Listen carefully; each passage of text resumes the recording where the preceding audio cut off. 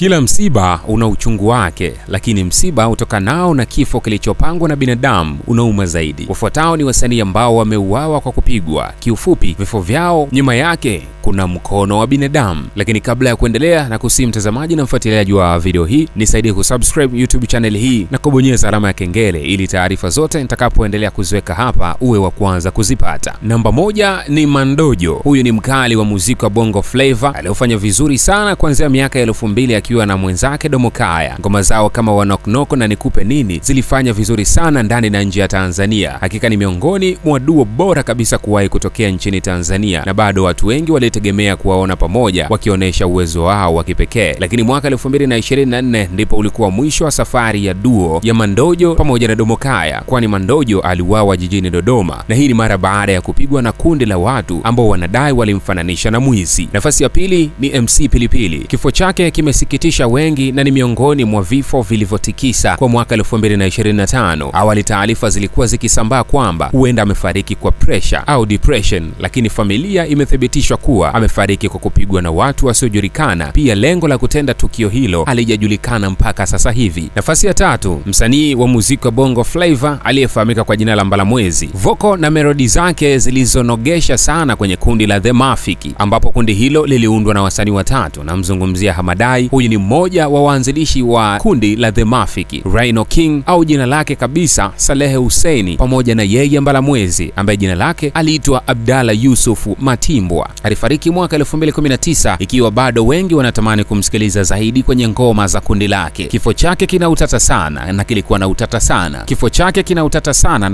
utata sana. Kwanza alipotea ndani ya siku 3, ndipo wenzake wakaanza kumtafuta, wakazunguka polisi na hospitali zote. Mwisho wa siku alikutwa chumba cha kuhifadhia maiti katika hospitali ya Muhimbili, na wakaeleza kuwa aliokotwa akiwa amejeruhiwa vibaya, tena mwili ukiwa mtupu bila nguo. Vifaa vyake vya muziki kama gitaa na simu viliokotwa Mbezi Jogoo, lakini inadaiwa mwili wake uliokotwa Mbezi Africana. Baadhi ya watu wanadai huenda aliteswa kwanza kwa kipigo, kisha mwili wake ukakanyagwa na gari. Na hivi ni baadhi ya vifo vya wasanii kutoka Tanzania vilivyo na utata, vilivyowahi kuwa na utata, vyenye utata, na imani pia vitaendelea kuwa na utata siku zote, kwani hakuna aliyeelewa mpaka leo sababu ni ipi. Kwa chochote na lolote, share ujumbe na mimi hapo chini kwenye comment section. Mimi naitwa Moni himself. Endelea kusubscribe YouTube channel hii na kuwa moja kati ya online TV ambayo itakusogezea taarifa zote za kiburudani, siasa, michezo na makala ya ndani na nje ya Tanzania. Asante, tukutane kwenye taarifa zingine.